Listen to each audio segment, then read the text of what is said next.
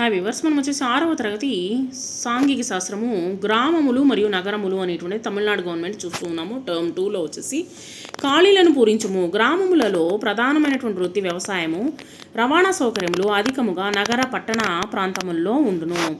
వ్యవసాయ కూలీలు గ్రామము నుండి నగరములు పట్టణములకు వలసపోచున్నారు. క్లుప్తముగా జవాబులు ఇవ్వము.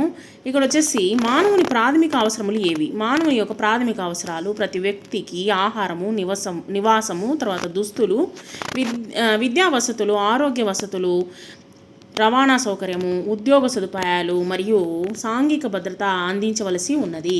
వ్యవసాయ కూలీలు నగరములకు ఎందుకు వలసపోచున్నారు? గ్రామాల్లో వ్యవసాయ పనులు ఏడాది పొడవునా లభించకపోవడము, ఉపాధి అవకాశము తక్కువగా ఉండడం వల్ల జీవనోపాధి కోసము మరియు మెరుగైనటువంటి కూలీ కోసము నగరాలకు వలసపోతూ ఉన్నారన్నమాట. మహానగరములను ఏ విధంగా గుర్తించగలము? కోటి లేదా అంతకన్నా ఎక్కువ జనాభా కలిగి విస్తారమైనటువంటి పరిశ్రమలు, రవాణా వ్యవస్థలు, వాణిజ్య కేంద్రాలు మరియు బహుళ అంతస్తుల భవనాలు ఉన్నటువంటి పెద్ద నగరాలను మహానగరాలుగా గుర్తిస్తాము.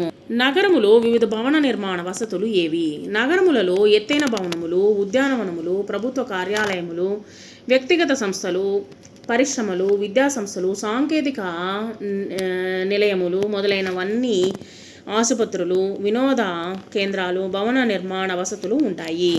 గ్రామమునకు మరియు నగరమునకు గల వ్యత్యాసముని ఏదేని 5 తెలుపుము. గ్రామాల్లో జనాభా తక్కువ, నగరాల్లో జనాభా ఎక్కువ. గ్రామాల్లో ప్రధాన వృత్తి వచ్చేసి వ్యవసాయము, నగరాల్లో పరిశ్రమలు మరియు వ్యాపారం ప్రధానము. గ్రామాల్లో కాలుష్యం తక్కువ, నగరాల్లో వాహనాలు మరియు పరిశ్రమల వల్ల కాలుష్యం అనేటువంటిది ఎక్కువ. గ్రామంలో రవాణా వైద్య సదుపాయాలు పరిమితము, నగరముల్లో రవాణా వైద్య సదుపాయాలు అత్యంత ఆధునికంగా ఉంటాయి. గ్రామాల్లో పచ్చదనము, ఇండ్ల మధ్య ఖాళీ స్థలము ఎక్కువ. నగరాల్లో బహుళ అంతస్తుల భవనాలు దట్టంగా ఉంటాయి.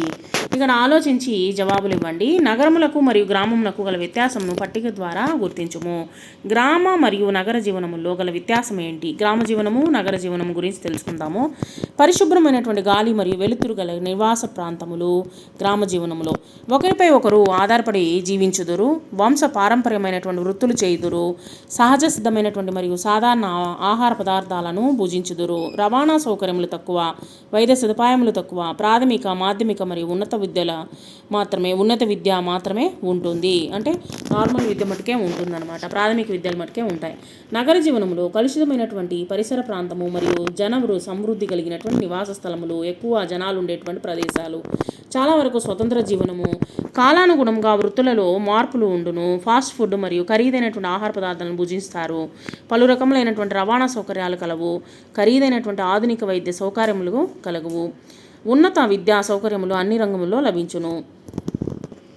గ్రామములకు మరియు నగరములకు గల వ్యత్యాసములను తగ్గించుటకు ఏమి చేయవచ్చును? కొన్ని సూచనలను ఇమ్ము.